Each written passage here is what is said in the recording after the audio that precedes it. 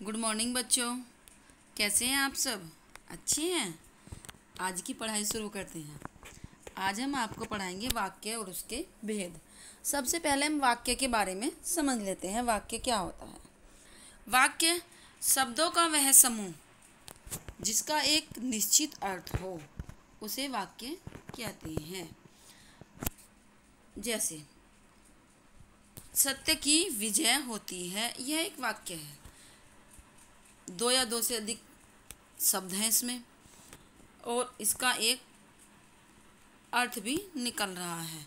अब देखिए, सत्य होती है की विजय।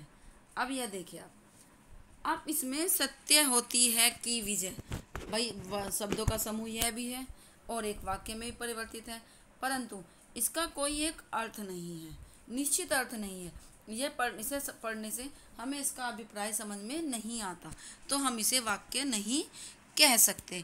इस प्रकार वाक्य की परिभाषा होती है शब्दों का वह समूह जिसका एक निश्चित व सार्थक अर्थ हो, उसे हम वाक्य कहते हैं। वाक्य के दो अंग होते हैं, उद्देश्य और विधेय। उद्देश्य जिसके बारे में बात की जाए उसे उद्देश्य कहते हैं और जो बात की जाए उसे विधेय कहते हैं। अब इसे समझिए। जैसे उदाहरण के लिए, मोहन प्रयाग में रहता है। अब यहाँ पर किसके बारे में बात की गई? यहाँ पर मोहन के बारे में बात की गई है। तो मोहन जो है वह उद्देश्य है और वह कहाँ रहता है? प्रयाग में रहता है। तो जो उसके बारे में बात की गई वह विधेय है। तो आप समझ गए होंगे, वाक्य के दो अंग होते हैं, उद्देश्य और विधेय। उद्देश्य जिसके बारे में वाक्य में बात की जाए उसे उद्देश्य कहते हैं और जो बात उसके बारे में की जाए उसे विधेय कहते हैं। वाक्य के भेद। वाक्य के भेद दो प्रकार के होते हैं, अर्थ के आधार पर और रचना के आधार पर। आपके सिलेबस में केवल अर्थ के आधार पर है, तो हम इस कक्षा में केवल अर्थ के आधार पर वाक्य का ही अध्ययन करेंगे। जो रचना के आधार पर वाक्य भेद है वह आपके 10th क्लास में है, उनका अध्ययन हम 10th में करेंगे। अर्थ के आधार पर वाक्य के 8 भेद होते हैं। विधानवाचक वाक्य, निषेधवाचक वाक्य, प्रश्नवाचक वाक्य, विस्मयादिवाचक वाक्य, आज्ञावाचक वाक्य, इच्छावाचक वाक्य, संकेतवाचक वाक्य और संदेहवाचक वाक्य। अब इन सब की हम एक एक बार डेफिनेशन देख लेते हैं। सबसे पहला है विधानवाचक वाक्य। वह वाक्य जिसमें किसी प्रकार की जानकारी प्राप्त होती है वह विधानवाचक वाक्य कहलाता है।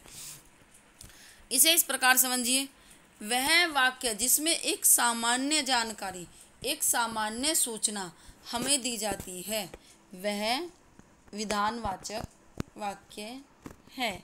जैसे भारत एक देश है, राम के पिता का नाम दशरथ है, दशरथ अयोध्या के राजा हैं। तो आपने देखा यह एक सामान्य जानकारी है जो हमें दी गई है और इसे विधानवाचक वाक्य हम कहते हैं।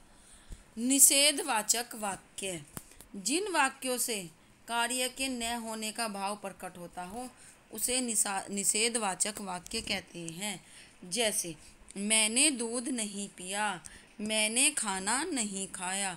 आपने देखा इन वाक्यों से हमें किसी कार्य के नहीं होने का पता चल रहा है, यह निषेधवाचक वाक्य है।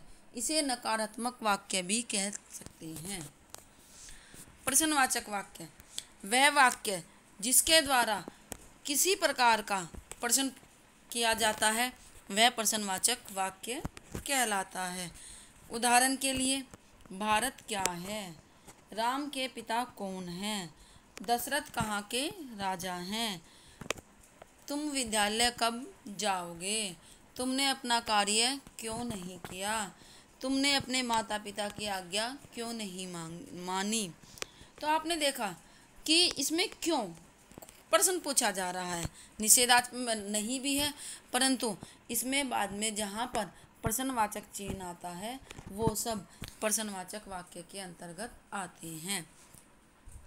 आज्ञावाचक वाक्य, वह वाक्य जिसके द्वारा किसी प्रकार की आज्ञा दी जाती है या प्रार्थना की जाती है वह आज्ञावाचक वाक्य कहलाता है। इसे विधि सूचक वाक्य भी कहते हैं।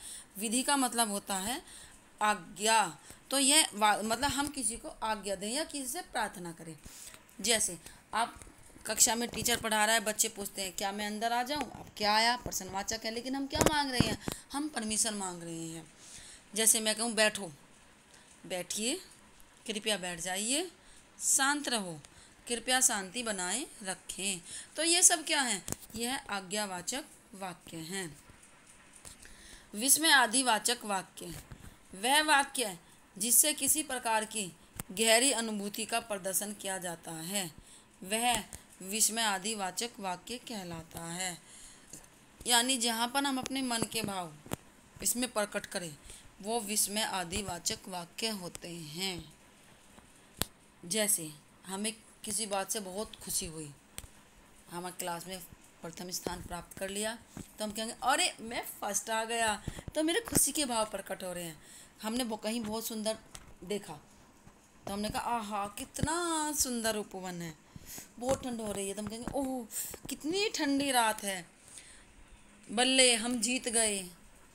कहीं हमने गंदगी पड़ी देखी तो हमने क्या कहा छी कितना गंदा है। कोई अप्रत्याशित घटना हो गई, किसी की मृत्यु हो गई तो हम कहते हैं हे भगवान कितना बुरा हुआ।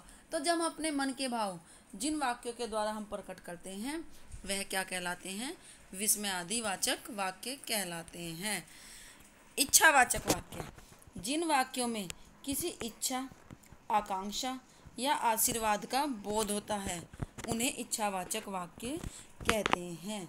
यानी जहाँ हम अपने मन की इच्छा, आकांक्षा या किसी को आशीर्वाद दें वह क्या होता है? इच्छावाचक वाक्य होता है। जैसे भगवान तुम्हें दीर्घायु करे, नव वर्ष मंगलमय हो। तो ये सब क्या हम अपने मन की इच्छा प्रकट कर रहे हैं, यह इच्छावाचक वाक्य हैं।